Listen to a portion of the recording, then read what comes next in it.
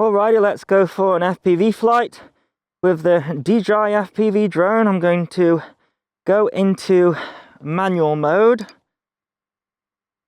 and now I'm going to tip up the gimbal a little bit. It says about 20 degrees. Let's go for that. Double tap to arm. We're going, and let's take off. Home pointer's updated. A little bit twitchy.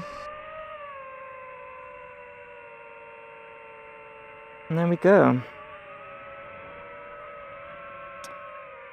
I have got the rates set to 700 degrees. I think I need to lower the center sensitivity because, yeah, I need to lower that because I can feel it twitching in my hands.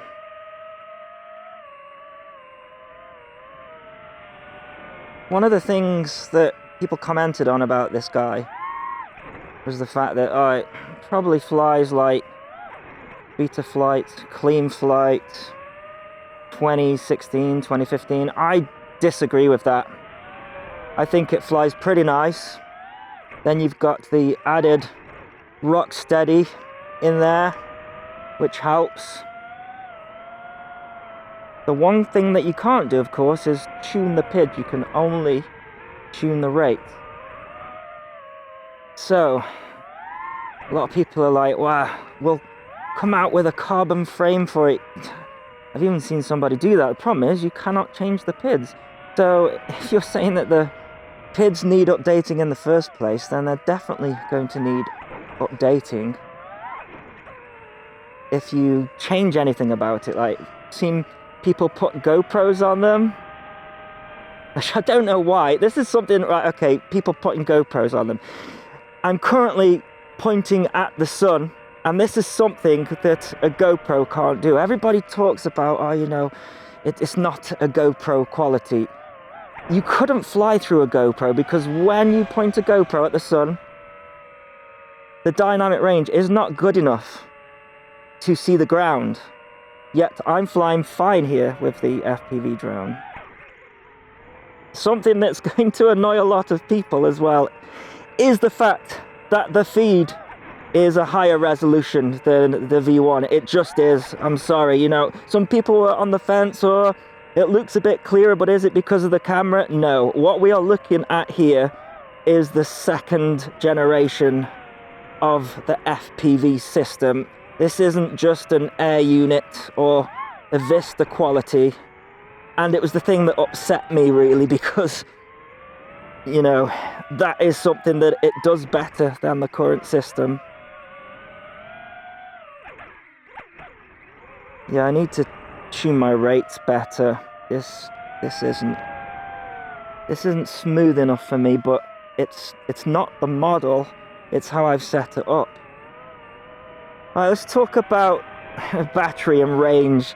I kind of think it's funny that they say it'll do 10 kilometers range in FCC mode. The problem is, when you get to 3 kilometers, it will say you need to turn around because you've not got enough battery.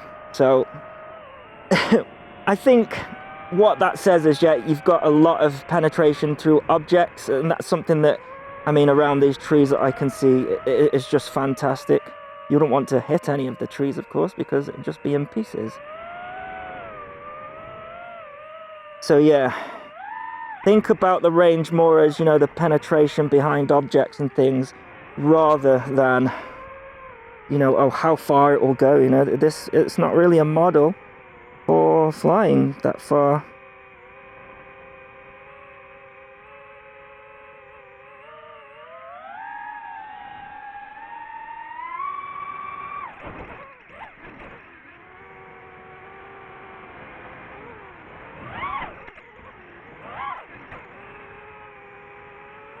The thing that's taken me the most getting used to is the controller. I've never been a fan of these tiny controllers. I've been flying for, more than I care to admit, and I've always struggled with these game-style controllers. I can't be smooth with them. Specifically my thumb. I mean, I've got shaky hands anyways, and I'm seeing judders on the yaw axis.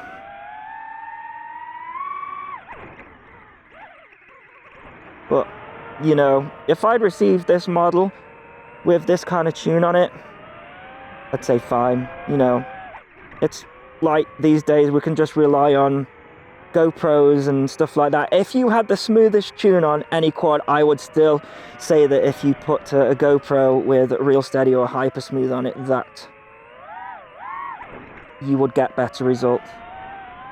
You know, from a sort of cinematography point of view, people say, oh, it's cheating. Yeah, but if you want to get that shot,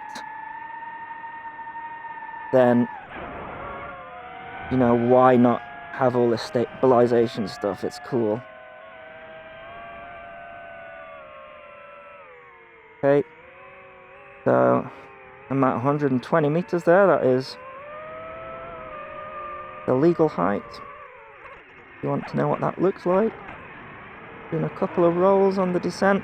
It's in a bit of a wobble, but you know, nothing I would complain about. 50% battery. I've not been cading it here though, so I would say, you know, just cruising around a 10-minute flight, you can expect that. Let's see, it's actually got an amp meter. Let's go full throttle.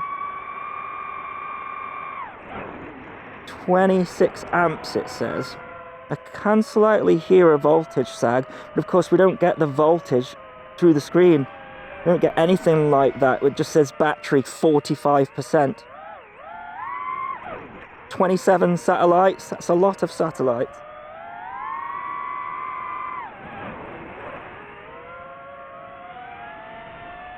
Yeah, having a good time flying this. Oh, I just wish my DJI V1 controller would bind to it, because it's bigger, I'm more used to it. Feels like I'm holding an Xbox controller.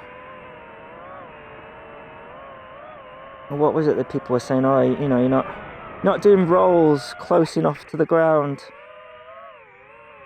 That was the first flight, by the way, when I was doing that.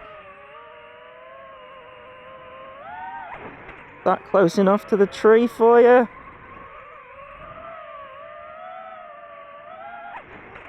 That close enough to the ground? Battery level low, throttle output. What's that mean?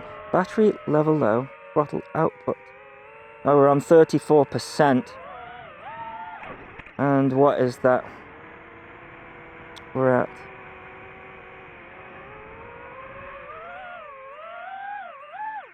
it's actually... So I'm at 30%, and it's actually changed my throttle. That's... Yeah, look at that. It's interesting. It's actually given me less throttle now. I'm at 31%, but it's letting me fly, but I can't do anything fancy now with that throttle amount. So I guess I'm going to come in for a landing. And there you go. That is my FPV flight with the DJI FPV drone. Look, man, if you're going to fly it crazy, you know, flippy flops, and around concrete, it's just going to break. The amount of pictures I've seen of this thing broken, it's heartbreaking, you know.